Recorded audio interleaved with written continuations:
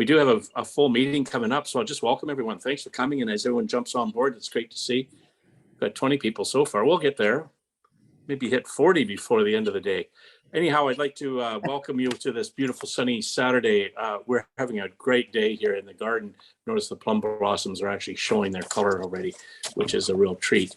And after a couple of tough years, maybe we'll get a little more of an open year this year, knock wood, cross our fingers, I guess. I'd like to then just point out Heather Kellington, our treasurer, is here. Hi, Heather. Glenn Gary, director of the club. Julian Sale, I'm not sure, Julian, if you're here. And Dave Kenway, our secretary. He's here, but anyway, they're on the board. And Jim Henshaw, our main puppeteer, likes to push the buttons for this show. Thanks, Jim. And of course, to all the membership that's around. I see Fred's here, and this is a kind of a special meeting. It is perhaps meeting 317, but indeed is our roughly pretty close to the actual 10th birthday anniversary of the Victoria Leaf Club, which Fred was instrumental in starting up back in mid-February of 2012. So Fred and we'll chat more about that later, but we do have a guest, so and we'll do the announcements later as well. So anyway, Glenn Gary, Glenn's on. He's going to direct the visit with our guest and do the intro. So take it away, Glenn. Yeah, and I'll kick off here and ask some questions. And if you would like to ask a question, perhaps put it into the chat, and we can get to that after I'm complete, as long as Audrey has the time. So with that in mind, hello, Audrey. Welcome to the Wet Coast, currently sunny Wet Coast, but welcome here. Audrey is one of the directors at EVA in Quebec, and also one of the people who comes along and does pan national thing with EV Society and talking coast to coast with EV people. So say hi, Audrey. Hi, I hope you can hear me. I'm actually, I thought there's no better way to join you, to join you from an EV. It wasn't actually planned, but yeah, I hope this works, and I should have a decent connection. All right. So yeah, well, why don't we kick off, if you give us a bit of your background, your education, your work, who you work with, who you like to work with, all that sort of stuff. Sure. So in terms of background, I mean, I like to describe myself as an environmentalist. I'm a climate activist, not necessarily the kind that you'll see in well, although I have been to a couple of protests, but I like to work with people collaboratively, and I've been doing that to solve the climate crisis for, I don't know, about a decade and a half. I originally studied political science and environmental management, and I used to lead the Climate Reality Project, so Al Gore's foundation for Canada. And more recently, about 3 years ago, I joined Tesla. So I've been doing government relations for Tesla for now 3 years. And I have been involved as a board member for the Quebec EV Association for about 4 years. So I've been very passionate about transport electrification for a number of years, and I am more than happy to dedicate now close to 100% of my time to electrifying transports. Oh, that's awesome to be able to do all this stuff and get paid. Wow. I wish. Yeah. So let's talk about AVEQ and what's their kind of mission statement? Where are they going? And then we'll talk a bit about membership after that. For sure, yeah. So AVEC exists since 2012. I wasn't around back then, but it was founded by Simon Pierre Rioux, who's still on the board to this day and still very, very engaged. I'm sure some of you know him. And back then, of course, I mean, most of you know this, but back then there were very, very few EVs on the road.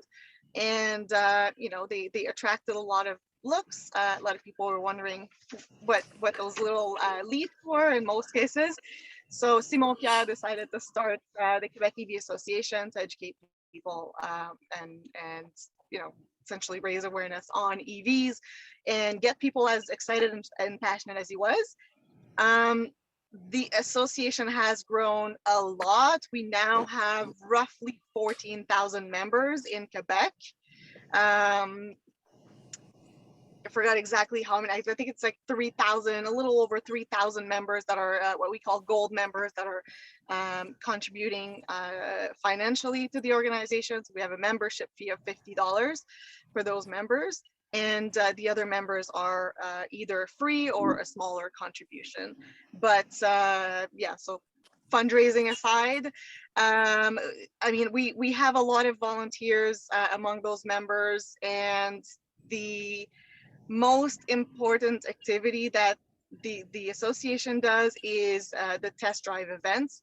So we do a lot of test drive events, some of them regional and organized by our regional directors. We have a regional director in every administrative region in Quebec, and they all organize test drive events, although that has been a little more complex in the past 3 years. But 2 years. Are we going on 3 now with It COVID? always seems like 3 years. It's been a long time. Anyway, since 2020, it's been a little more complex, but we've been able to have a few events here and there. So with regards to test drives, our last big year was really 2019, where we actually did, we offered roughly 13 to 14,000 free test drives to Quebecers across the province, all the way to Ile de la Madeleine, to, some very, very remote regions in Quebec. And we were able to forge some very interesting partnerships to deliver those test drives with environmental organizations, with the Quebec government that's funding a very large part of those test drive events. So I hope that's a good overview of what we do. Of course, there's a lot of virtual activities.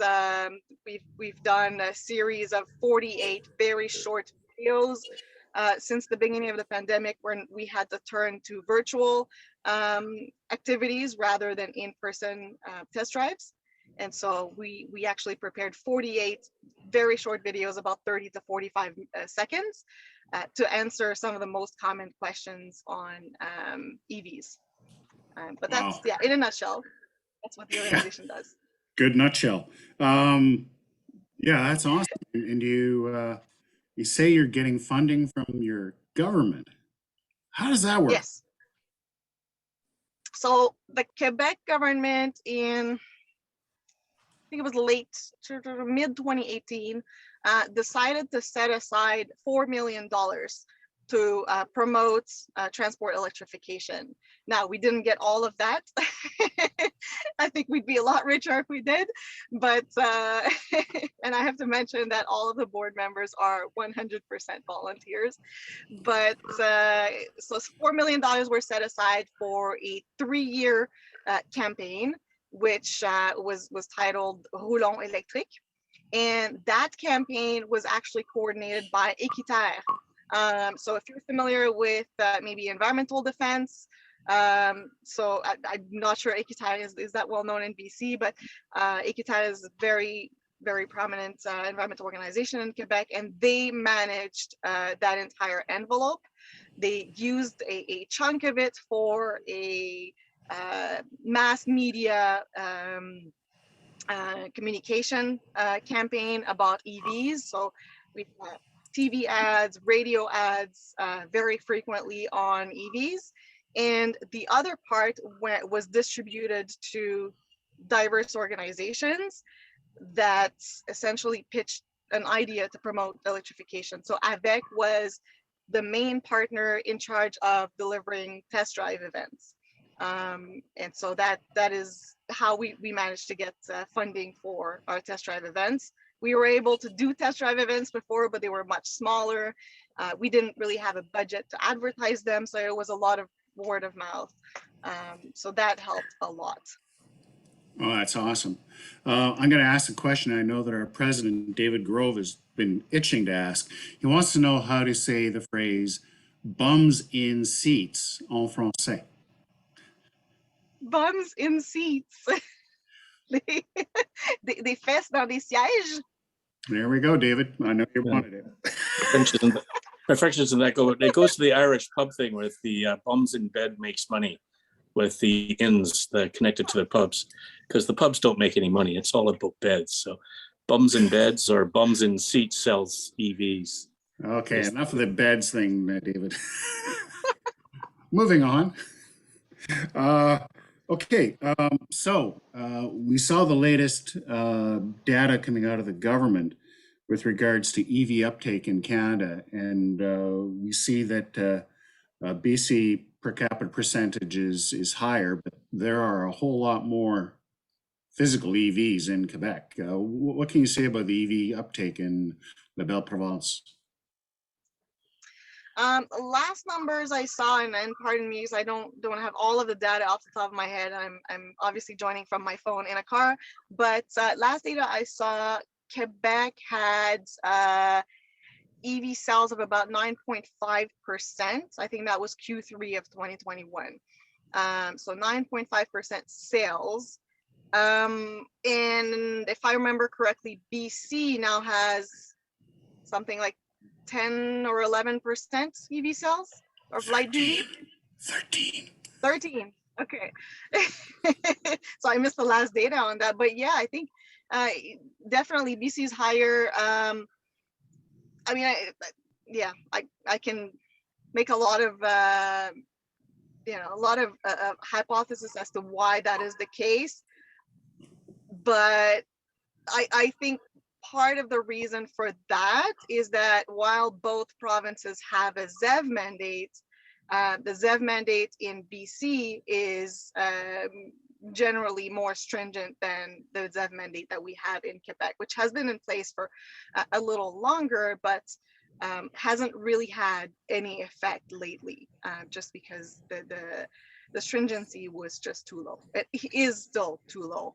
The good news is that Quebec is actually reviewing that, has proposed changes.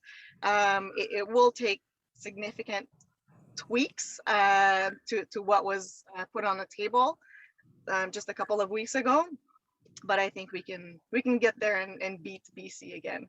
Oh yeah, it's all about sticks and carrots, and exactly.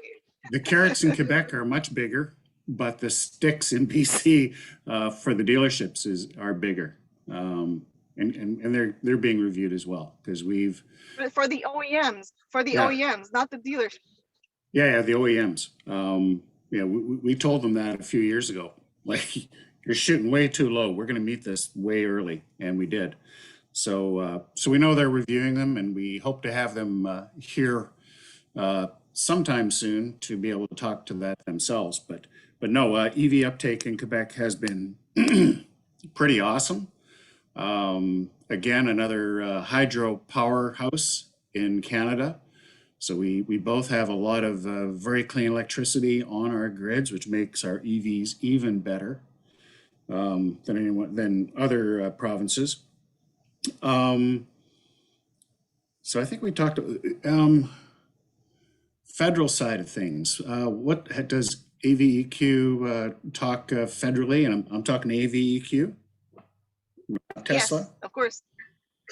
Of course.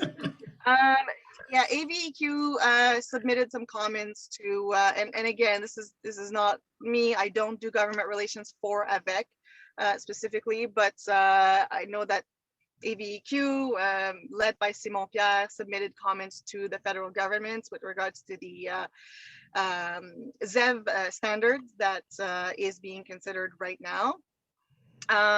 Without necessarily getting into the specifics, I mean, it was a fairly detailed submission, and I think it is very, very important for EV associations to submit those comments and take part in those consultations.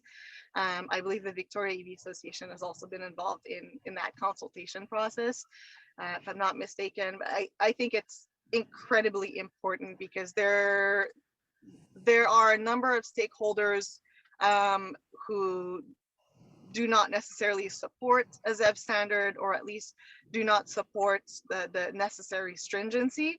But there aren't too many voices on the other side of the fence. And I think the strongest voice on, in favor of ZEV mandates are the ones that understand the challenges with EV supply.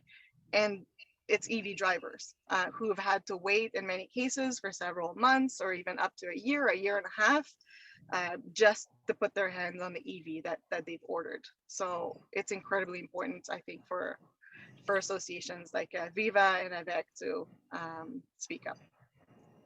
Indeed. Although Viva is the other guys.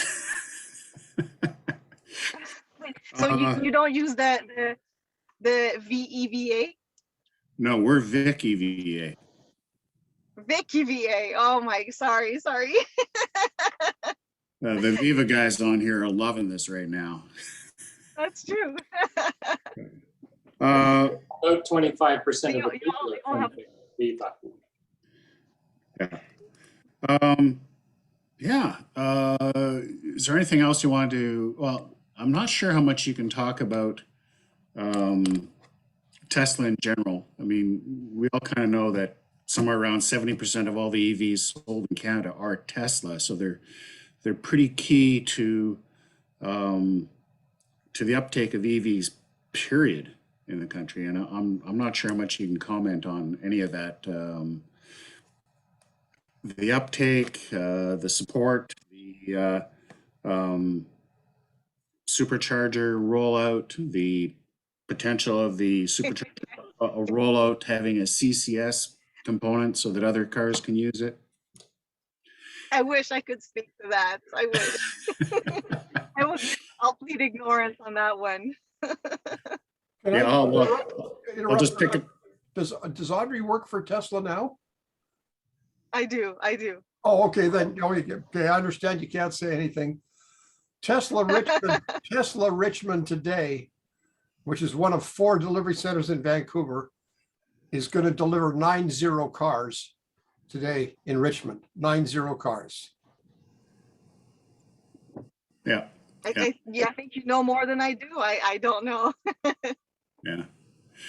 Speaking of, are you aware of what sort of what the stock is like in Quebec? Are people able to get a car within, sort of that 3 to 6 month window most of the time? I do not know the specifics. I mean, generally speaking, it seems like the delays that are written on the order page seem fairly accurate. I can only speak from my own experience. Yeah, I mean, it really depends when you order, what you order. I can't really speak to that. Right. I don't know the specifics. But I'd say it seems like the estimator on the order page seems to be pretty accurate.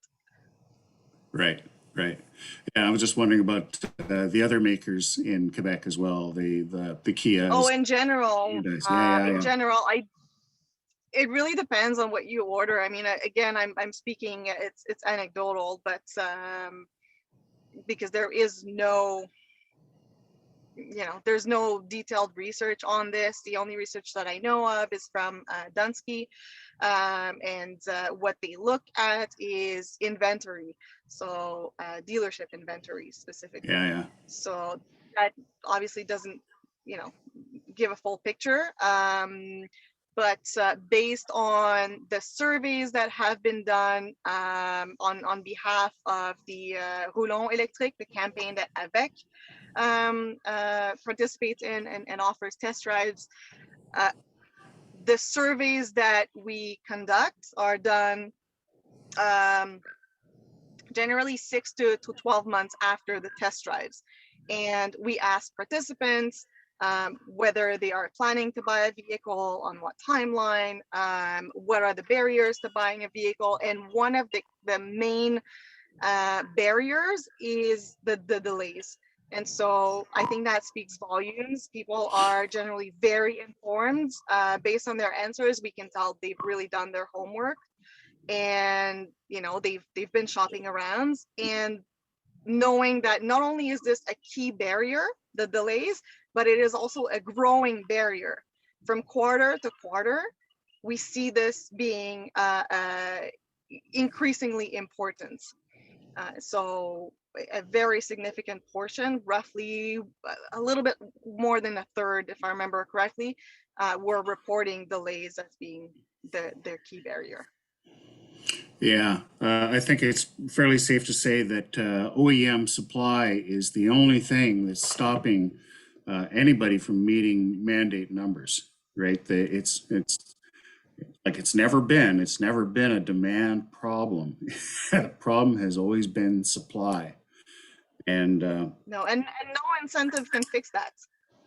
I mean, Yeah. not to say that incentives are not important, they are, but incentives can not increase uptake if supply doesn't meet the demand. that's And right. so those two go hand in hand. Yeah, definitely. I'm just trying to think what else I wanted to get into here that we can get into. Yeah, no. Is there a question that you'd wished I'd asked?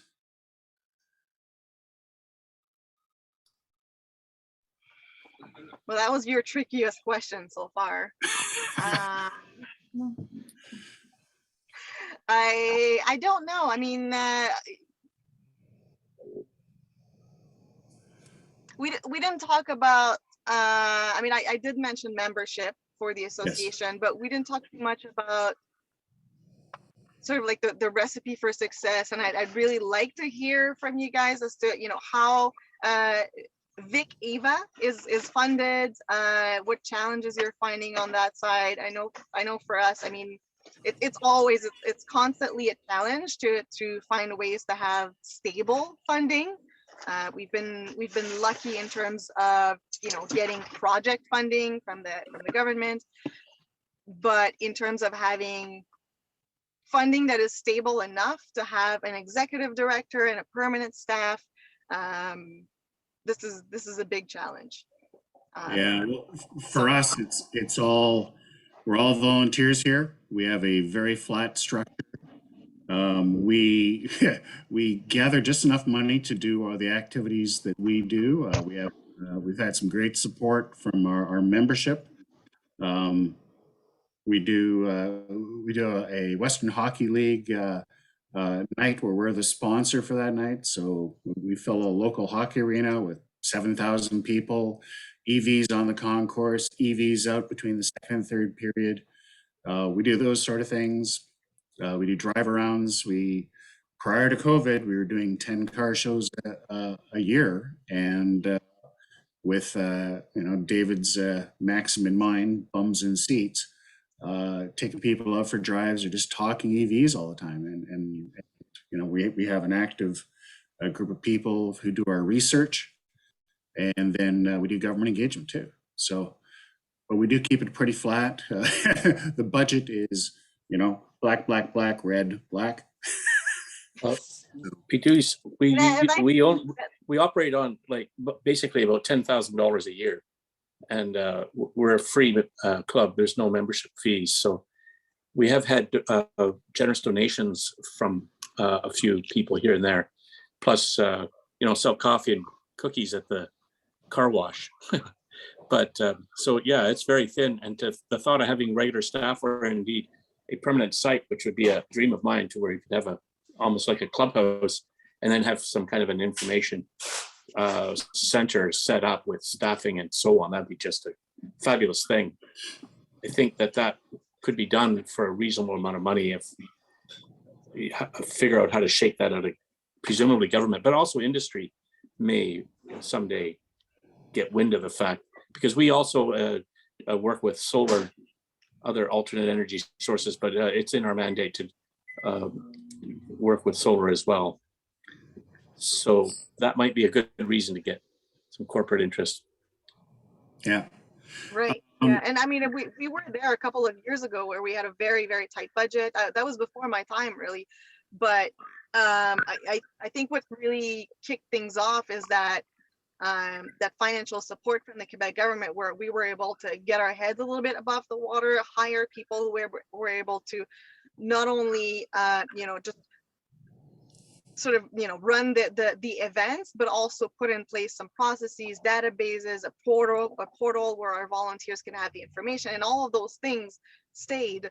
And so yeah, I think that's the trickiest time to try and get things in place, because the fundraising takes so much time and so much effort that if you don't have anyone remunerated to do that work, it's hard to get off the ground, so to speak. I mean, you can still do fantastic things on a tight budget, but certainly, and we've had some success with sponsors. We have Intact insurance company that sponsors avec. We have a number of small sponsors. Hydro-Quebec with the electric circuit is sponsoring us now, and supporting some of the initiatives. But yeah, I guess if I want to say something useful to you guys, maybe look to your utilities to see if they can support. It's been very fruitful on our end. The partnership with Hydro-Quebec has been very, very positive. Right. For your ride and drives, it's volunteers using their personal cars, correct? Yes, absolutely. Yeah. Yeah. And as and we have, yeah, sorry. most of those, by the way, it's actual test drives. So the participant is the one driving the volunteer's car. And the volunteer sits in the passenger seat, except for a couple of exceptions for more expensive cars for insurance reasons. Right, right. Eric has a good comment here that, and it's very true. And what we like to tell people is, come talk to us. We're owners. We'll tell you all the good spots, all the bad spots. We're not trying to sell you a car. We're selling you on an idea, the electric vehicle. So yeah. That's right. Yeah, it really changes everything. And when people, a lot of people don't actually realize that they're about to go drive someone's car, because you have all of the kiosks and the registration. We've gotten, I don't know, it looks pretty professional now, the setup, and so they think they're going to try a dealer's car, and when they show up at the car and they realize that this is someone's car, they are usually shocked. But it changes everything in their perception, and they're like, oh, okay, so this person's not there to sell me something. So if I want to ask about what they don't like about the car, they'll probably tell me. Oh yeah. No, that's but it's great. a lot more convincing going to the dealership. Right. Well, that's all I've got for you today, Audrey. Thanks very much for this. This has been really great. We've been talking to a number of different people around the country, and you've filled in a nice spot there, not on the far right side of the country, just that sort of just to the right of center, which is nice. We had Jeremy on, I think it was the last one we had from that sort of end of the country. So Jeremy Bernard, right? So yeah, no, it's been okay. Amazing. Well, thanks so much. Yeah, it was fun to see a couple of new faces. I hope I brought some information that was useful to you all. And yeah, I mean, I'm willing to collaborate with your association whenever you like. Yeah, Can I just ask a question? Sure. I was just put something in the chat here. Another electric vehicle association was discussing the fact that the Kia dealer was having a very difficult time getting stock in cars to sell. And he's now selling people 2023 cars because there's nothing to sell this year. And I noticed that you can't speak for Tesla, but can you speak for any knowledge of what else is going on in Quebec in terms of with the ZEV mandate, zero emission vehicle mandate? Are dealers in Quebec able to get cars without too much problem because of that mandate and the volume of people that live there? No, I mean, I don't know about the, specific brand, but what I do know is that right now, the market in Quebec is flooded with ZEV credits. And so there's I mean, you can see this is public information. The latest reports from the Quebec government on its ZEV standard shows that there are enough credits to go around for the entire 3-year compliance period, because we work with 3 years as opposed to BC, which I believe has 1-year compliance periods. But yeah, the market is flooded, and so many manufacturers don't really have an incentive to send more cars to Quebec. So it's a lot more interesting for them to send them to other jurisdictions like BC. Well, we had some neighbors that were trying to order a Toyota RAV4 hybrid or Toyota RAV4 plug-in hybrid, and they discovered that all the plug-in hybrids went to Quebec to meet the ZEV standard. So there was no way they could get a plug-in hybrid. They had to put up with just getting a straight hybrid. We tried to get them into an electric car, but some people are very difficult. They don't listen. Okay. Okay, Audrey. All right. Well, thanks so much, guys. Hope you have a nice afternoon. I'm going to get back on the road here, but thanks so much for hosting me. Yeah, great to hear from your EV. Thank you Merci very much. beaucoup et bonne chance. Thank you, Audrey. Bye. Bye-bye. That was great. Thank you for doing that, everybody. That was fantastic, VicEVA. Right on. Thanks, Glenn, for taking care of that. I'm not sure what we're doing next here. We can probably move on with our order of business. I guess we're coming to that point where we need to acknowledge the fact that we've been here for a few years. So if you'll just bear with me. I was at the bakery just down the street a little bit ago. There is one there. He's still open. And I went in and the owner was busy working in the back. I don't think he recognized me. He was kind of hiding behind a rack with plastic over it. And I know he was hiding because that's what I used to do.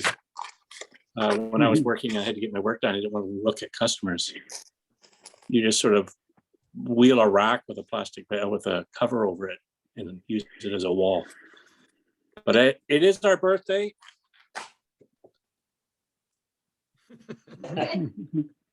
Happy birthday to us and to Dave. Eric, would you please start the singing? 10 candles here for 10 years. Happy birthday to you. Happy birthday. Happy birthday. Happy birthday. Happy birthday, birthday, Victoria. Happy birthday to Happy birthday to you. And many Thanks. more. And many more. Oh, It's your and the crowd is birthday. roaring in the background. Hey! I hate to say it, folks, but You also have a cake with I get to eat the 65 cake. candles on it? I'll share the cake with Glenn. You see, I'm reaching for my slice of cake. Yes. I'll David, ship it to you. David, do you have a cake with 65 candles on it there too? Yeah, we did that the other day. Monday. David is now officially old. Yep, I get my CPP. Oh, congratulations. That means you can come to Vancouver walking on the ferry Monday, Tuesday, Wednesday, Thursday for free. Yeah. Really? Yeah. Holy shit, man. I haven't been on the ferry for years. So I love Vancouver though. Great. So what was on the list here? Hold on. I had a little list and now I can't find it. You were going to talk about all the wonderful revolutions we've started and the government Announcements. drone. Well, I was going to slide it in there with Audrey, actually, the idea of fundraising. It's an interesting what's happened. We had a meeting this week with Saanich, Now, this is early on, so don't assume this is a done deal, but it sounds good. They managed to get some funding. Do you, Glenn, do you know where, or Jim, where they got that money from? Was it provincial or federal money? They didn't tell us. It's actually Saanich and the CRD. You were right. Okay, so I think it's Saanich federal CRD though. Yeah, I think so. So they're getting them, and they didn't say how much, but it was enough to put on 225. some. How much? 225. 225. 225. Holy smokes! So we're sliding in there because they need our help to organize some events. I saw there in the chat just now, David and Carol Mallet are talking about an extravaganza and how they go about doing it. Well, Saanich we had a meeting because they're asking us how we would maybe do it. And some of us have had experience with Drive Electrics, driving events there. UVic, they used that facility for over the last, what was it, 3 years they did that? I can't remember. But anyway, so the point is the funding's not coming to us directly, but if we can work with Saanich on this a little bit and be present with them, we suggest that they invite others in as well, then, that's how we can participate with funding indirectly. And so it's interesting to see how these monies are starting to flow through. It sort of makes me scratch my head, but that's the way they seem to do it these days. I think it's come from the New Car Dealers Association to put us out of business. Yeah. They hate it. They've guaranteed that they'll be doing 3 on the island, but we don't know Okay. exactly where yet. Right. Right on. Well, before I go too much further, I really wanted to mention, we blew out the cake. And what's supposed to come next, this is the part I forgot, was this 10-year thing. This was founded by our good man, Fred. Fred, where are you? You're here today. I saw you. I'm there here. You are. Can you hear me? Fred Wiseman, and he has Wiseman. Wiseman. You haven't changed the spelling, 10 Fred. years and you still can't say it. Well, 10 years and you haven't changed the wrong spelling yet. Anyway, That's true. it's an old argument. So we have, my name was Groff, but I changed it to Grove because, everybody mispronounced it. Anyway, Fred started this 10 years ago. He was one of the folks who bought Nissan Leaf at the early stages. So I just thought I'd mention that. And I don't know if there was a event up at the Malahat Mountain Inn and we had a menu. Yeah, It was the Leaf Club menu. Oh, yeah. This is a really bad copy of it. I found it in a box crumpled up in the bottom there. Malahat Mountain Inn. And they actually had a Victoria Leaf Club lunch menu put together for us. And Fred had made arrangements. I noticed that the fish and chips was $14. Halibut and chips, $14. That event, I think there was a dozen of us there. Jim had a video. And anyway, we've done a lot of these events. That was the start of it. And it just grew and grew and grew until we decided some years ago to call it an association registered as a society. Okay. And all of that was done. So David, Fred, can take you it hear me? away. You tell us Yeah, some of that okay. history for us. Okay. While I speak, I will run this video that Jim made in the background without audio. Hold on, make sure the audio is gone. Can you see it? Yep. Okay. Now, first I'd like to thank everybody that we are where we are today. No, I haven't actually prepared. David jumped this on me a few minutes ago, so don't expect anything fancy. But when we started in 2012, we got an email from campus, everybody, 22 Nissan owner. And I used that email and sent everybody an invitation to our first meeting with Victoria EV Club on top. So that's how the club started. And in our first meeting, we had David there, we had Bruce Boland there, and they were very surprised because they pretty much were told they were the president, they were the vice president, they were the secretary, and the clubhouse was a Royal Bakery. And David said to me, I was the last one to know that my bakery was going to be the clubhouse. But he didn't complain. He allowed us to put up history and pictures and everything that we are today was done by all of these first people that come together at David's Bakery. And from day one, all of this was documented by Jim Henshaw, who has been extremely helpful. And one event I like to mention, he came to me and said, Fred, how about an event at the Royals? Well, I said, I don't think that's going to fly. And now, many years later, we know this has been a very successful event. Also, our first Oak Bay show we had in 2012, which fell on the anniversary of the city of Victoria, 150 years. We had a wonderful car show there, and Bruce Stout from VicEVA came over with the 2012 electric car to drive around. It was really a wonderful event with them adding so much to it. And we had many since. We can't count them. So yes, thank you again, everybody, for keeping this alive. We have come from 22 members to over 2,000 members. So thank you. That's all I have to say. All right. Thank you very much, Fred. Thank you for all of that work, guys. I really appreciate it. And I loved coming over there in with the 1912 Detroit Electric. That was its 100th year of life. It was great to be able to bring that to Oak Bay. Thank you. Yes, Thank you. Very happy to see you. Very nice. And onwards we go. So, yeah, so we have a little bit of history piled on now, and a lot of these things are not terribly well organized at all, but they are. We've tried to keep a few things in the archives, I guess you'd call it. I always liked Fred's comment when he would bring his grandsons to the bakery and he'd say, they ride the back of my Leaf and we drive past the gas station and I point out the window and say, boys, that is a gas station, because I want them to remember. And that was 10 years ago he was saying that, and here we are, folks. We're talking about some interesting stuff. At this point, Jim Henshaw, do you have any announcements? I think maybe you could give us an update on the environmental night and hockey Sure. night.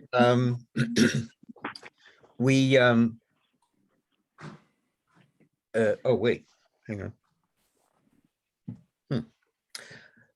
on. Most of it's covered in the newsletter, but we're back to starting to do stuff. First up for us really is what used to be Eco Night. It's now called Renewable Energy Night, and that's because that environmental electric car thing has spread across the entire WHL now, with every team having a special night. And they call it Renewable Energy Night because there's still markets where car dealerships and oil companies and whatnot are major sponsors for the hockey team. So you have to keep them happy. But we've got, I don't want to give away too much of what we're going to do. One thing we're going to do is we're going to give away a Tesla. One lucky fan will drive home in a Tesla. They'll only have it for a week, but we think it's the kind of thing that'll drive a lot of people to come see the show. We're going through some paperwork to see if we can do the 50-50 draw again this year, which will raise some extra cash for the club. We're working on... Jim, Sorry? can we get a show of hands from people who might be willing to support interacting with the public to do the 50-50 draw?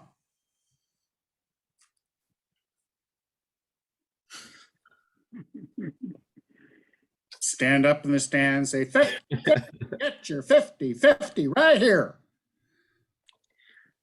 Wow. Okay, well, we got a couple of responses from the newsletter with people saying, hey, I'll volunteer. So we'll be fine. We're also working on, I want to keep this as a surprise, but if this works out, the opening of the game will probably make the Guinness World Records because it'll be the first time something special has happened. And you'll probably hear more about that as we get closer, but we're trying to keep it a secret until game night.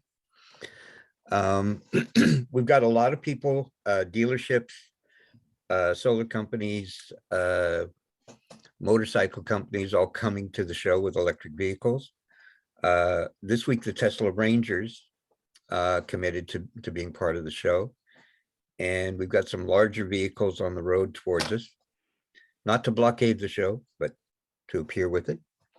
So it's going to be a really big night. And with the COVID restrictions dropping, people at the arena are very confident that they'll be back to 100% by the end of February, which means that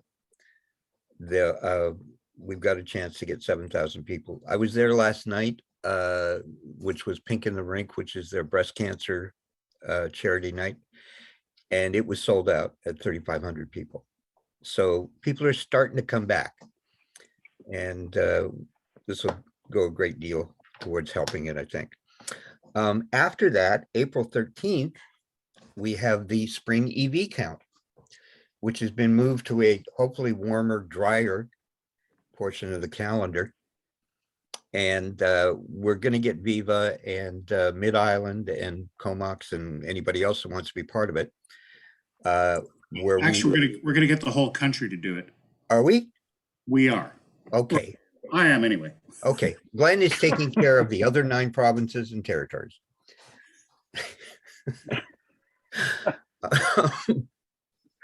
And so we need volunteers for that as well. And again, more details will come out as we get closer. And the other event that we're starting to work on is the Plug-in Challenge 2.0, which we've tentatively set for May 13th to 23rd, the 23rd being the May 24th weekend this year.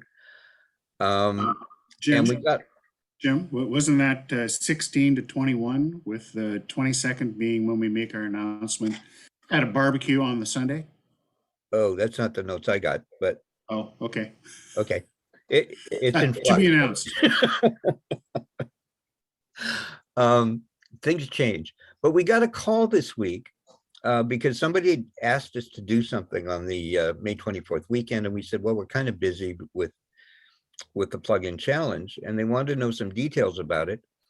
And we're going to have to talk to them next week, but I think we may be getting an entire PR team coming aboard to promote and help us line up the both the destinations and encourage people to come and participate.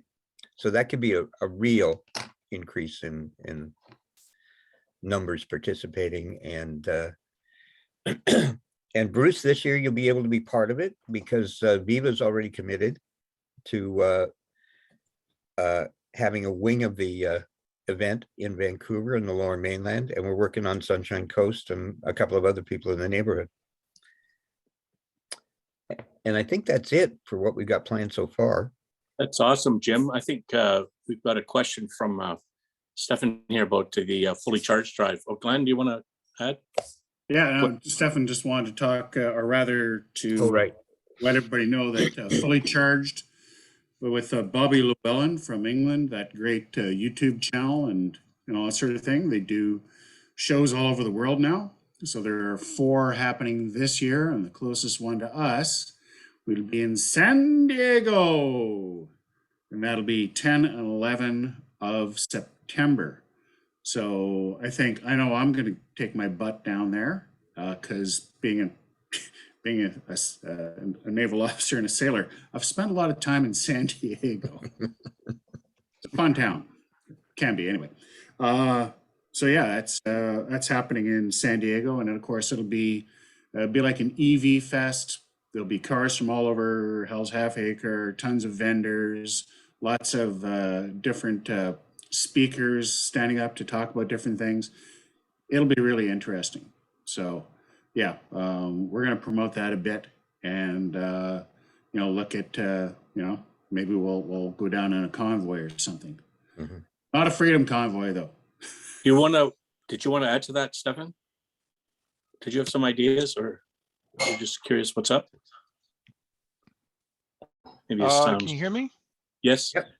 Okay, cool. Sorry, the Zoom just does not work for me on my computers at all. Yeah, that's great. I'm very interested in that. I've been planning a California Vegas road trip for since May of 2020.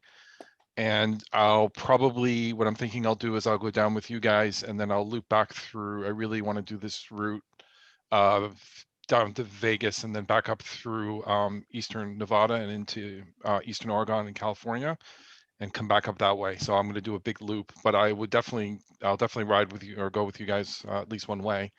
Cool. And and then I'll make it into a bigger trip, actually, probably like a week and a half, 2 week trip for myself or something like that. But yeah, that I'd be very interested in doing that with you guys. So that would be great. Okay.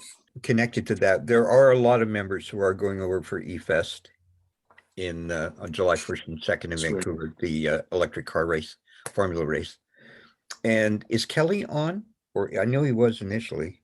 I don't see, yeah, Kelly's there. Here he comes. Okay.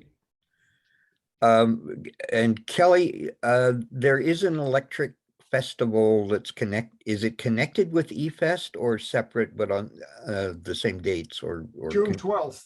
Oh, it's June. It's That's the AT one. VCIT Evolution or something it's called. Right, yes. Yeah. So there'll be a lot of people going to that as well. And Bruce, you'll be especially interested in this if you're going to eFest. Nickelback's opening it. I don't have my long hair anymore. I don't have my beard anymore. I don't think I'm going to be able to go. Well, you look younger, so So the EV count is April 13th. That's a Wednesday. Yes. Good. Okay, I got it in my calendar. I'll Yeah. see what VIVA guys are doing. We've got we got Robbie on, so she's the secretary. I've retired from the board of directors of VIVA this year. Yeah, the idea is to kick off at about 6:30 in the morning for the first sort of 2.5 hours, and you try and cover all the major routes into whatever city you're in. Yeah, that shouldn't be a problem.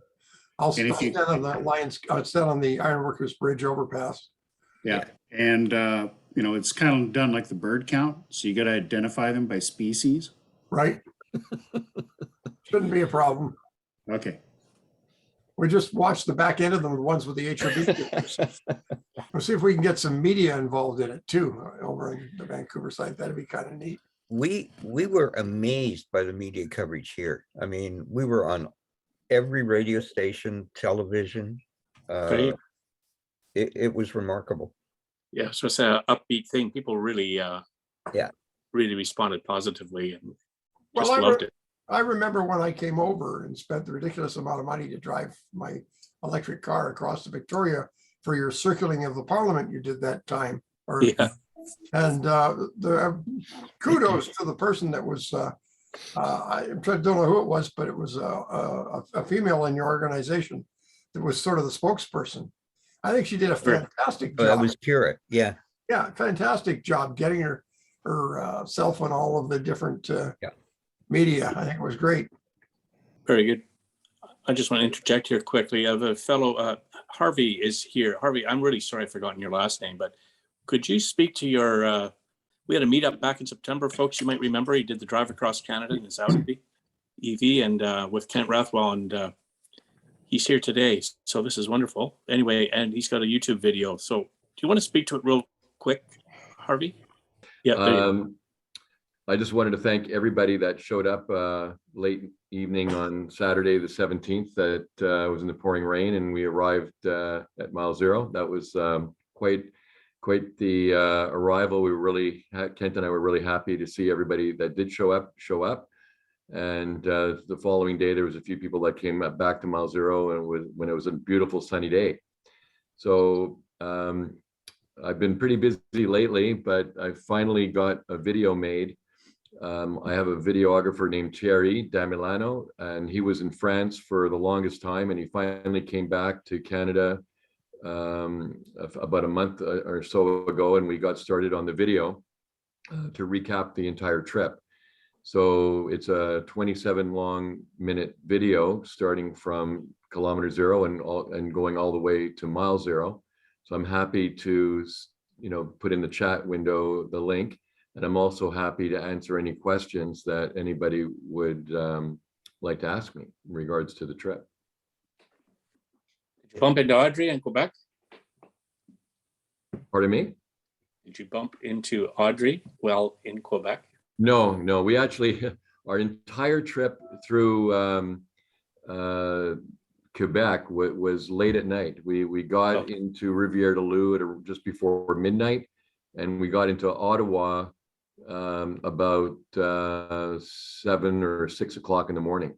So it was pouring rain all the way through Quebec when we went through.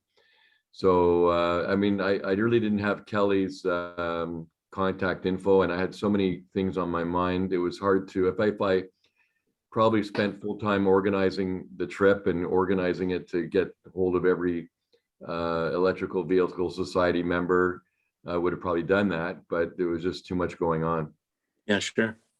Well, we'll look forward to seeing your link there then in the chat if you'd like to put it up. What time of year did you do that? I did that trip. Well, I did it only to Boston from here, but in Victoria, but I found it challenging in my SR Plus. I had to slow down between some of the stations especially across the prairies, because it was like 2, 4, 5 degrees with a good stiff headwind, and my range just collapsed. Like, I'm supposed to have 380 kilometers of range. I was down to like 175. I lose like half my range. So did you have any, first of all, do you have the long range Model 3 or? I have an Audi e-tron. Audi. Oh, you have an e-tron. Okay, sorry. Yeah, no, the e-tron, you have a huge battery in that, so. Yes, but the range on the car, the EPA rated range is 325 kilometers. Wow. So that it's a bit more of a challenge, but one thing that was really great about the e-tron is that it accepts a charge of 150 kilowatts, and that 150 kilowatts stays constant all the way up to 80% of the battery. Yeah. And that really made a difference. We may not have had the range, but of like where to get 500 or 600 kilometers or even more, but stopping a lot, was able to get to the bathroom, because I have to go to the bathroom every 250 or 300 kilometers, so I have to stop anyway. And fortunately, the infrastructure along the entire route was all level 3, whereas 2 years ago when I did a trip to Newfoundland and back, in Canada anyway, there was hardly any level 3. It was a lot of level 2, especially northern BC, the prairies. Newfoundland had 0 high-speed chargers. So this time, going across the charging network, for example, in Newfoundland, Charge Point, in association with Newfoundland Hydro, put in, are you ready for this? 62.5 kilowatt chargers. Not 50, not 100, 62.5. But they were welcome, because that's the only high-speed chargers that exist in Newfoundland. I don't believe there's any Tesla superchargers in Newfoundland. Right. No, there aren't. I was looking at that actually. Yeah. But so, yeah.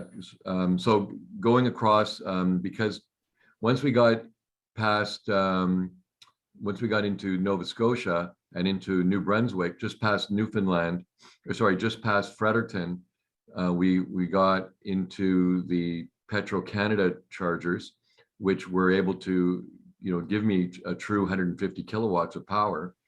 And the Electrify Canada stations through Quebec and Ontario, Alberta and BC also provided me 150 kilowatts of power. So even though my range wasn't great, the speed of the charging was unbelievable. And that really made a difference in the overall timing. And I will be putting up the link to the video, and it talks a lot about that during the video of the charging issues that we had, the successes we had, And the only other thing that I was hoping to get was when we arrived in mile zero, I was half asleep driving and I almost had a crash just a couple of blocks away. It was quite funny, but fortunately nothing happened. But I didn't really get any good, I mean, I got some photos, but I didn't get any video done of our arrival. And I know there was some Victoria Club members, and I'm not sure if anybody had any additional photos or videos of us arriving. So if anybody does, I would love to hear from you. And it was really great to hear from the nice lady from Quebec, and to see, you know, what she's going through. And you know, overall, my comment for EV adoption, nobody has really mentioned this, and I'll bring this up, is there are so many people that want to get an EV. When I talk to people, I would say more than 60 to 70% of the people that I do talk to, their next vehicle, if they don't already have one, is going to be electric. And I think a lot has to do with the media talking about EVs, that it's the future, and the fact that a lot of the legacy automakers, when they're advertising their EVs, they're saying, you know, here's the new EVs coming out. And the fact that most of the legacy automakers are going to be converting by 2035, 100%. So when people hear all of that, they kind of get the sense that this is the future. But the biggest issue that I find that is curtailing the adoption of EVs is the obvious ones, obviously, that we already talked about. But one that was not talked about was getting chargers into MURBs, or multi-unit residential buildings. This is a huge obstacle, especially in major centers, you know, like Victoria, Vancouver, Calgary, Edmonton, you know, the major cities across Canada, because a lot of these multi-unit residential buildings are older, and the infrastructure for putting chargers in is difficult and expensive. And the other thing, even though there are incentives by the BC government through BC Hydro and Fortis BC, is to convince the managers that for rental apartments, but also more so the strata boards, they don't know, you know, they don't know too much about EVs. And we need to get the strata people to get going on getting their garages EV friendly.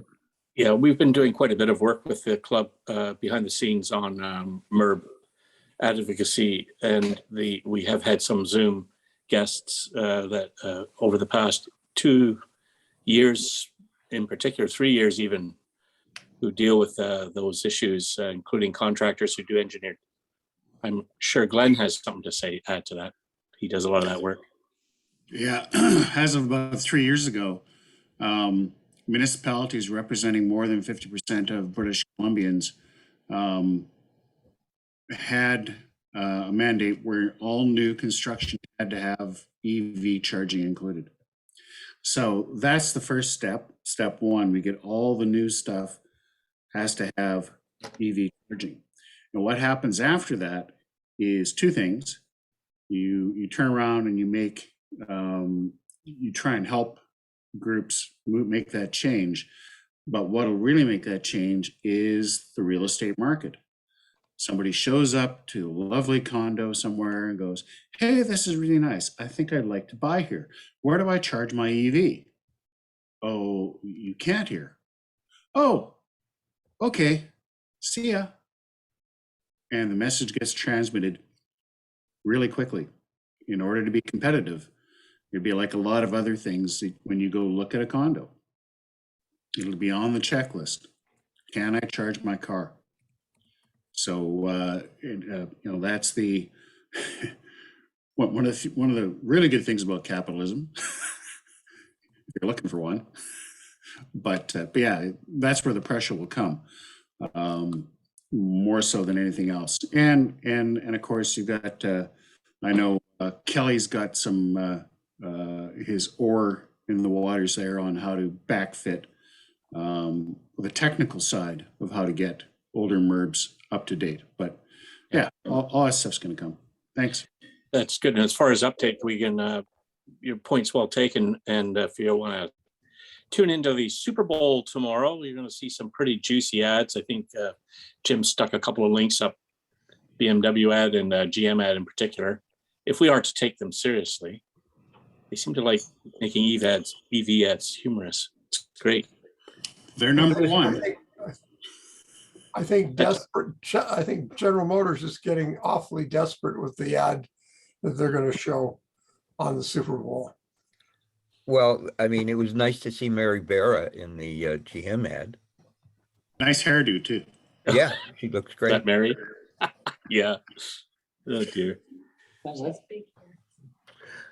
So that's coming with the Super Bowl. I mean, that's huge. I think wasn't there one or two last year in the Super Bowl? Yeah, But they're getting more. I think the BMW ad with the electric Schwarzenegger was hilarious. That was well done, very well done. Zeus discovering his powers. Yes. Yes, yeah, that was well. So anyway, you don't have to watch the football game. You can just link through to the club newsletter and you'll get that pleasure of that. Well, guys, thank you very much. It's been fantastic Bruce. allowing me to come and listen to your meeting today. Well, all right. For the right amount of money, you can come again. is that your hot tub you're in, Bruce? Is that my what? Is that your hot tub you're in? As a matter of fact, that's the Cox Bay at Tofino. Ah, And just to show you another picture here. are you in the middle of an oil slick? As a matter of fact, no, it was low tide. It does happen out there. But there's a little higher tide, Oil slick. right? And this is what we do at Tofino. This is my wife Susan with her picker upper. We're picking up nice. all the crap off the beach. Yeah. So Are you ahead of her with one of those little sonar things looking for metal? Yeah. Looking for you know, gold. I'm not smart enough to do that. If I was smart enough, I sure would have. I keep seeing them. This is the Tin Whis, which is the one of the resorts on the bay there. Maybe down, it's on a different beach. It's on Chesterman Beach. And this is the totem pole that they put up with some of the figures on the totem pole. I should move my head from this. And this is me with the way my hair used to look. Mm-hmm. Or maybe that's better. That's the way my hair used to look. That was pre-haircut days. There you go. This was last week. Thank you again, everybody. Okay, Always enjoy Bruce. coming to your meetings. Cheerio. Thank you, Bruce. That's great. And then David and Carol Mallet, you're asking about the Tesla service station in CRD. This keeps coming up, but no, there's no news yet. Heather and I will let you know as soon as we get an official word. Anything else you hear is unofficial. That's at least how we're reassured the information will be released about that particular facility. We do know they have to just sign the final paper. That's kind of as close they get to telling us something that we are able to talk about. And in the meanwhile, we're still looking for a temporary site. There's a bit of a dumpy storage room near Fernie's that they use to some degree, but it's not really an official temporary site at all. They kind of deny that. However, that's as far as we can go. Unless, Heather, you've heard something. No. It's like squeezing blood from a rock, you know. Tesla does not really release much, and I often get the update from them in an official email a day after I read it on Facebook. So that's the way the company works, and it's their prerogative. Harvey. Yeah, there was somebody that asked about range and regarding headwinds and stuff through the prairies. Right. There was one issue where, like, when we left Kenora, we're of course going towards Winnipeg, and I would say about maybe 50 to 70 kilometers past Winnipeg, we got into some major headwinds all the way to, like, I remember we had a meeting with the people from Audi in Regina, and we really had to boot it because we're late for this, you know, we're getting later for the meeting. But the headwinds were intense, and the range, of course, was reduced.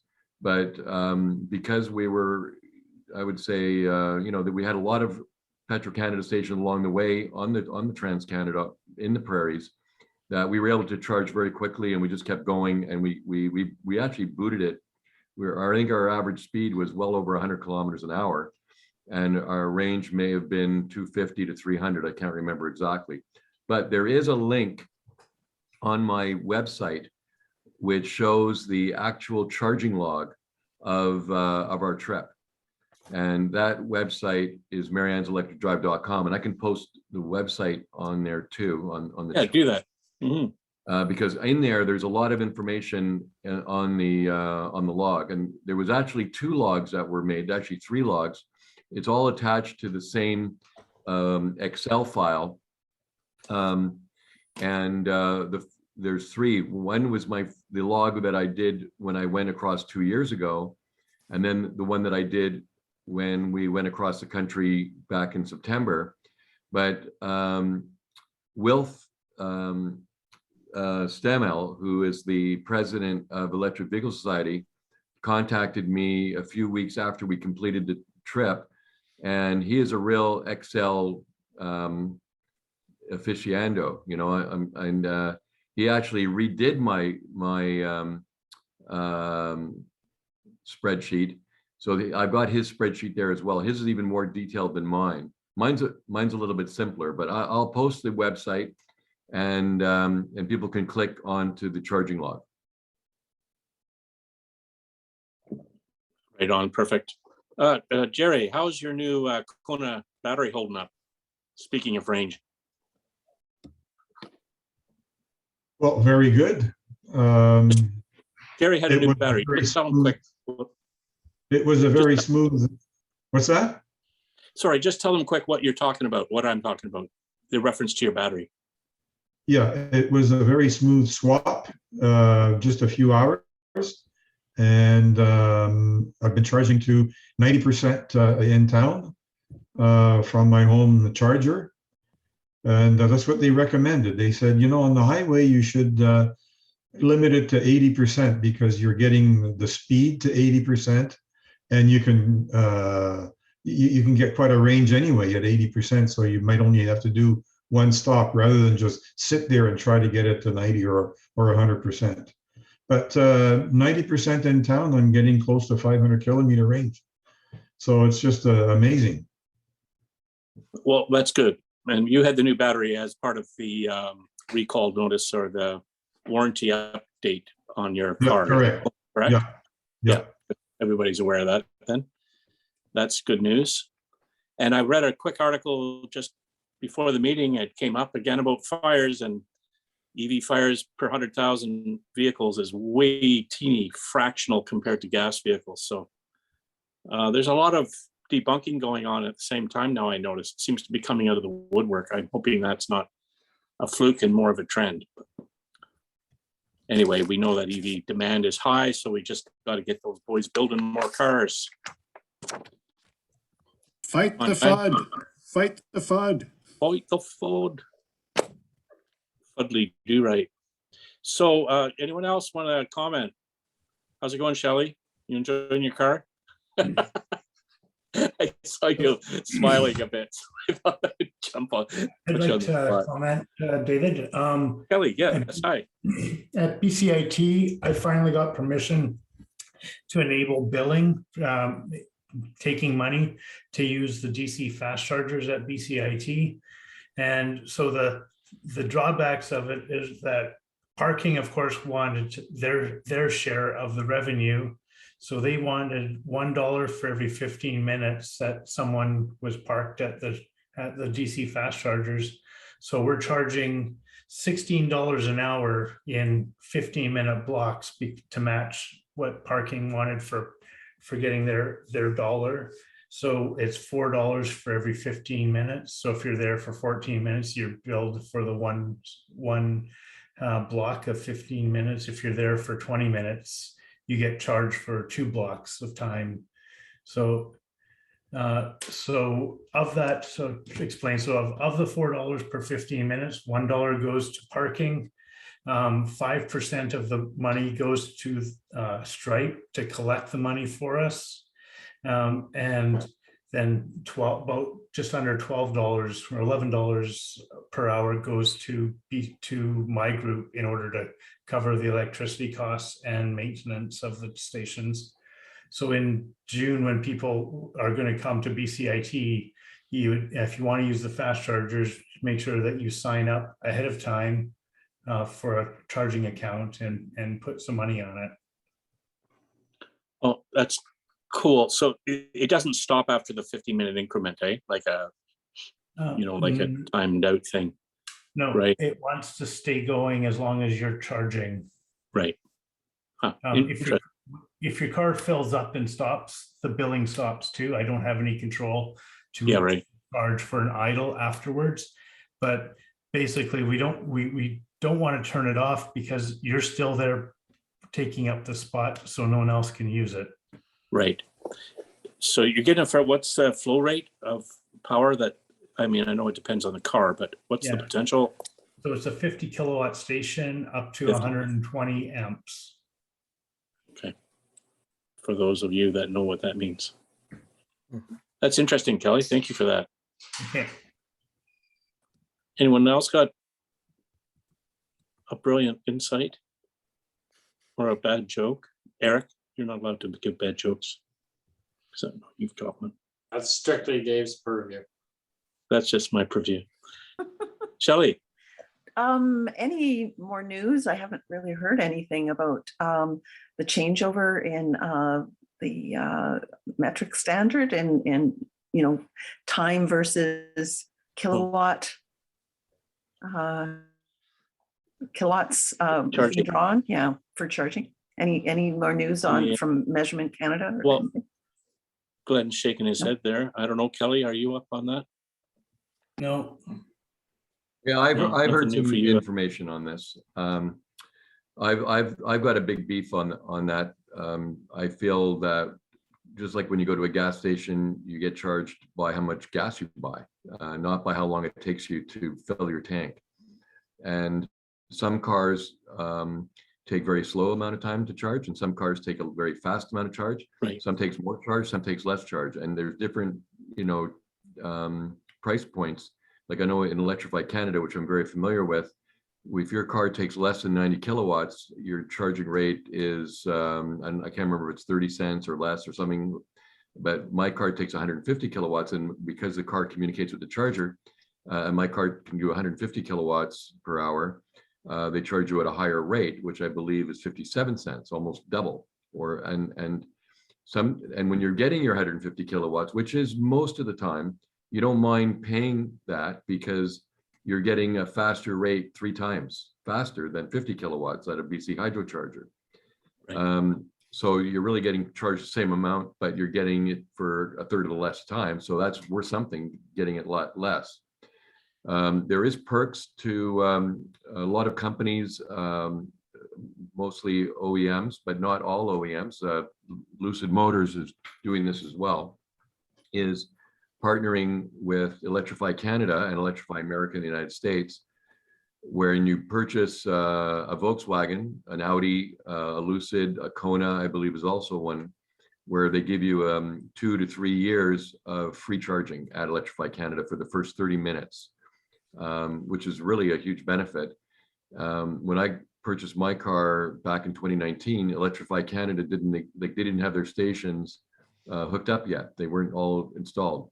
Now they pretty much have put in like 35 stations across the country, pretty much in Quebec, Ontario, Alberta, and mostly in BC. BC's got a lot. I think they've got about 12 stations now. And I'm just going to ask, so on your trip, what were you paying per kilowatt hour roughly? Do you have any idea? Yeah, Shelley just asked me that question. Thanks, Shelley. I actually I put in my charging log what I paid for each station fill, so you can go there and see. But I would say Petro-Canada at the time, and it also changes with each province because there's different taxes, etc. But generally speaking, I would say I didn't pay more than 25 cents a kilowatt. But when I go to the Petro-Canada, when I went to the Flow, was about the same. I did about, I think, 1 or 2 Flow stations, Circuit Electric station and Charge Point. They were all, between 20 and I'd say 25 cents a kilowatt. And I think that's pretty reasonable. I mean, that's representing a third or a half the cost of what it would equivalently be in gasoline, and even more if you have a premium car that takes, super gas. Can I And jump in for a second? Yeah. Like I understand all that. So have you ever bought a bottle of water from 7-Eleven? I have, and I usually refuse to because it's so damn expensive. And I Right, hate so, paying for but what water. did you pay per cubic meter of water at 7-Eleven? Because when you buy a cubic meter water at home, you pay by the cubic meter. Yeah, well, for 27 cents or something, isn't it? Or 7 Yeah. cents? I don't know. Yeah, anyway, I'm not sure if I understand your question though, and I'm not sure getting it. Because when you're buying EV charging at a DC fast charger, that's a $500,000 piece of equipment, and you're paying for a convenience of not being stuck there for a day to charge at a 110 or level 2 charger, which would be normally kind of roughly free. Right. And you're comparing this convenience charge compared to what you pay at home. And so I'm just comparing what you pay for the same utility of water at home compared to a convenient purchase of water that's cold, where you need it, when you need it. No, that's true. That's a good point. The thing is though, I understand the convenience because I take advantage of it all the time. But I don't like it when the charger, when it gets really cold outside, for example, and I'm only getting 50 or 60 kilowatts, but I'm still getting charged the 57 cents. And I know in California right now, they are charging by the kilowatt, not by the time. And I don't mind paying a higher price. I just want to get charged, you know, what the price is for what I'm getting and not the time that it takes to do it, because the time varies. And when it's going at 50 kilowatts, when my car can accept 150, I'm paying 3 times the price I would be paying if I could get the 150, but I'm still getting charged the 57 cents a kilowatt. But another valid comparison is when you're traveling across the country and you stop in at a hotel and you pay them for your 24 hours and you walk in, you fall down into bed, you sleep, use the toilet, use the shower, and you're gone. They've got a gym, a pool, and a hot tub, and a breakfast buffet, but you got up too early for that and you left. Do you resent paying the full price for that because you only use some of the facilities? No. Yeah, so I sleep in my car. Out to somebody else because you're in there. Somebody who's going to use the pool and they're going to use 3 beds. Yeah, I hate doing that. So I sleep in my car. The whole hold up on that is Measurement Canada, and it's going to take forever for that to happen. And I'd like to point out that Kelly Carmichael is probably more knowledgeable about charging infrastructure and the billing than anybody else in Canada. Right on. So when I talked to Fortis, they did indicate when they're allowed to charge by the kilowatt, you will not be charged just by the kilowatt. You'll be charged by time plus kilowatt hours that you take. Oh, interesting. The time component will go down because it will just cover the cost of the service, the lease, the demand charges, whatever other leasehold improvements, if you want to call it, the equipment cost of amortized over time. And then your energy will be dispensed at like 12 or 14 cents a kilowatt hour. When I drove across, I know that we're in the infancy of, charging, and I know that all these issues are going to be coming to play. And eventually it'll be, one of the things that I feel really good about being an EV driver is, I just love, like everybody here loves driving their EV, and we all want it to get better. We all want more people to adopt, and things are only going to get better. And well, yeah, that's true. And let's look at the facts though. If no one can make money selling EV charging, they're not going to do it. If you want to pay 10 cents a kilowatt hour to get DC fast charging, then why would any company step up and make it possible? Yeah, that's not my complaint. Well, yeah. But just a second. So BC government, BC Ministry of Transportation, BC Hydro, Fortis, they're going to install 500 DC fast chargers and then they stop. If that's what you want, and then a 3-hour lineup to access it because they can only install 2 DC charging stations per city because they have less than 100,000 residents in that city, then we're going to be having that issue where we're lined up for 3-4 hours to access a fast charger. By 2025, we need about 4,000 charging DC fast chargers. And we need to make sure that the people that are spending the money to install those see that they can make revenue doing it, or else we're not going to do it. Currently, you know, the Petrocans and everybody else, they're going east to west and west east. They're not going north south. So they're not going up past Prince George and covering the entire province. And so that's why I'm really concerned when we were so concerned about the price and getting what we pay for, that we're not going to get what we want. Yep. My understanding of this issue is the difference between time and kilowatt charging. I like the idea, or I find it interesting, we mentioned the Fortis.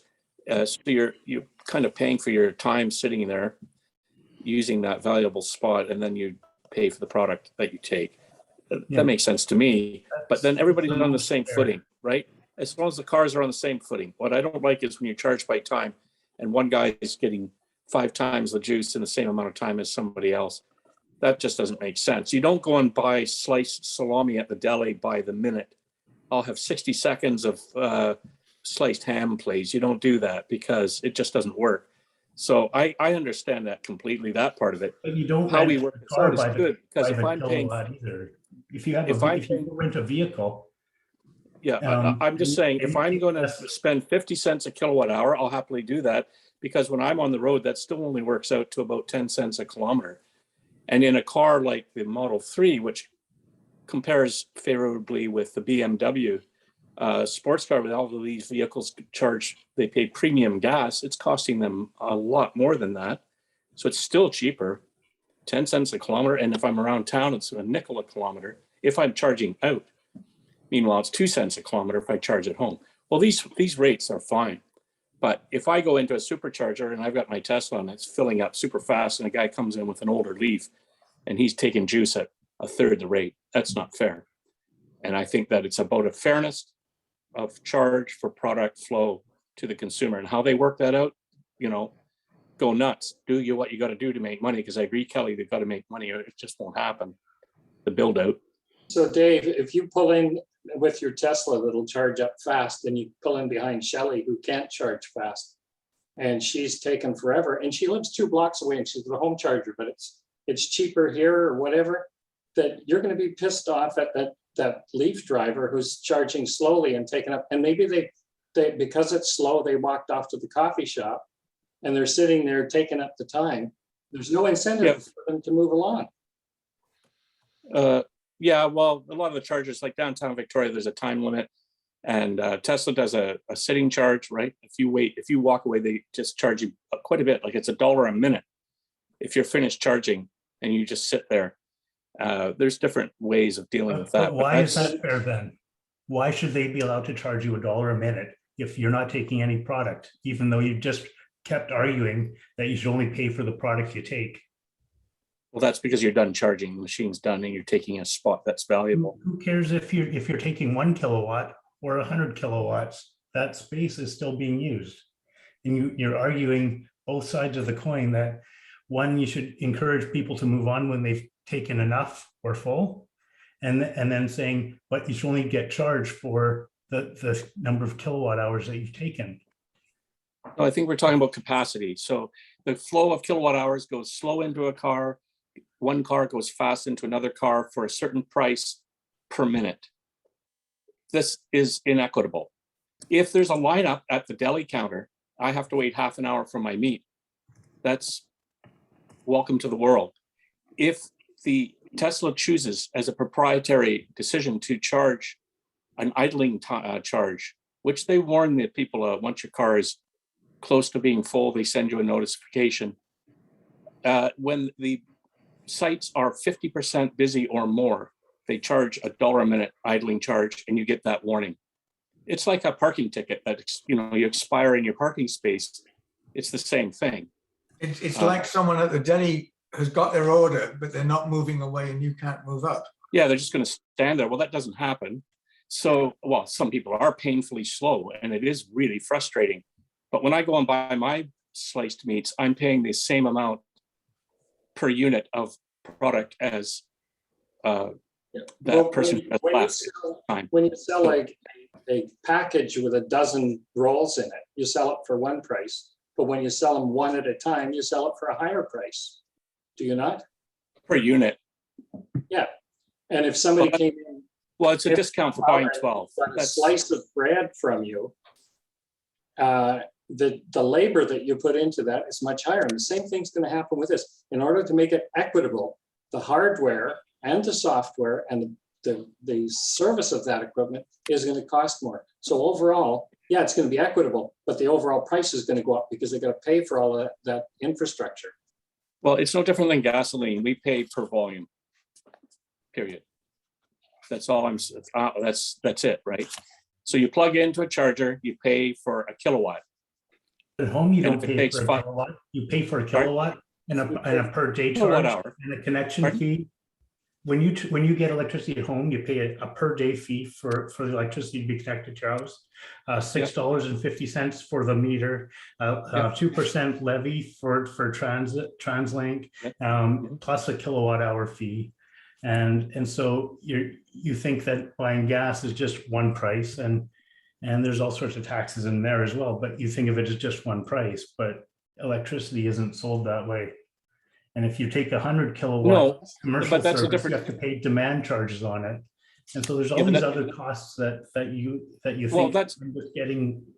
If that's- it's the same, then plug into a 110 and get charged 40 cents a kilowatt hour. If you think that it's all the same, doesn't matter if you get it fast or slow, you should pay the same for the volume that you get. Then a 110 outlet or level 2 should be charged the same as a DC fast charger. No, if they want to charge me $5 when I plug in my car, and then I start to pay, as you suggested, that they would have, Fortis suggested there'd be a model of time spent as well as, if that is indeed the case, so be it. Or do like every other business has to do, and that is include the cost of doing business in the product price. When I walk into a gas station, I pour gas in, I'm told the price per unit, whether I have a little car, a big car, a cheap car, an expensive car. And within that price are all those charges you're talking about are embedded in the price. They're not pumping it for free. Okay, then I suggest it's $1 per kilowatt hour for everybody. Doesn't Okay, matter well, if if that's the price, that's the price, 350 right? kilowatts, because that's what it's going to cost when you charge really fast on a 350 kilowatt DC charger in the future. The reason they don't charge that now is because no car can take it at 350 kilowatts. Okay. But when the fleet starts to charge that fast, they will be increasing the price to near $1 per kilowatt hour. Okay, well, whatever the price is, then the market. What I'm saying is, at a 50 kilowatt station now, we should be paying $1 because that's what the average cost is supposed to be in the future. Okay. And so if you're trying to say that it should always be one price, no matter how fast, so everyone gets it equally, so it's based on volume, a 350 kilowatt station should give it to you at the same price as a 50 kilowatt station.